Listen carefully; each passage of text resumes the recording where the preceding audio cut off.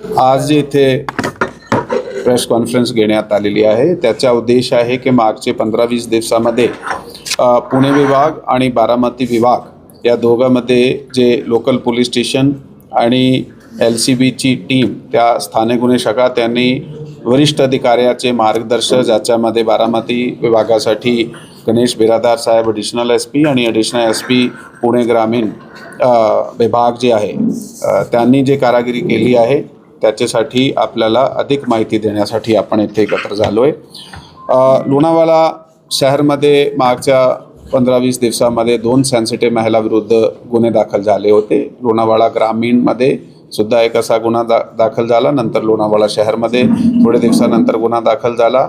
हे आमची टीमने त्या ठिकाणी जाऊन खूप चांगले पद्धतीने तपास करून 24 तासात आत ते दोघे गुन्हे उघडकीस आणले। त्यासाठी स्थानिक गुन्हे शाखाची टीम आणि स्वतः ॲडिशनल SP चोपडे साहेब तिकडे भेट देऊन बसून ते गुन्हे उघडकीस आणले होते।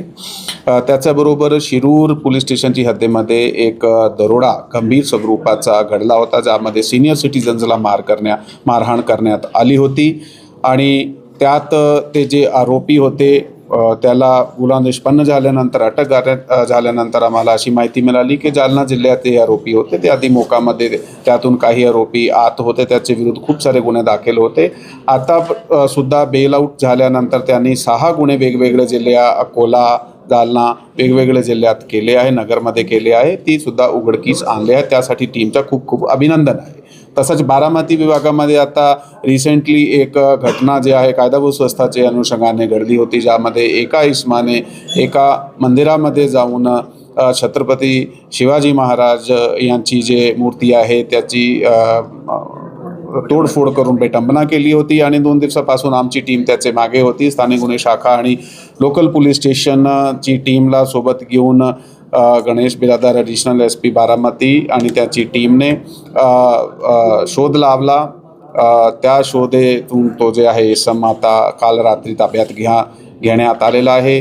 त्यांना कमी दारू वगैरे पुरवली होती, त्याला सुद्धा अटक करण्यात आलेला आहे। त्याच्या विरुद्ध सुद्धा कायदेशीर जे स्ट्रिक्ट कारवाई केली जात आहेत। सध्या कायदा व सुव्यवस्थेचा प्रश्न नाही आहे। जसा त्यांनी सांगितलेलं आहे की नागरिकांनी कोणत्याही र्युमर्स आणि अफवावर विश्वास न करता त्यांनी जे पोलिसावर विश्वास ठेवायचे आणि त्यांनी जे कामगिरी केली आहे त्याचा तपास जे आहे ते प्रामाणिकपणे चालू आहे।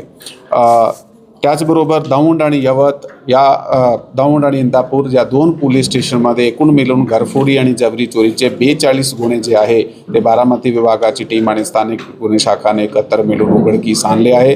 त्यामधून जे काही गुन्ह्यामध्ये मुद्देमाल रिकव्हरीसुद्धा करण्यात आलेली आणि इतर गुन्ह्याचे मुद्देमाल रिकव्हरीसाठी प्रयत्न त्याचे चालू आहेत।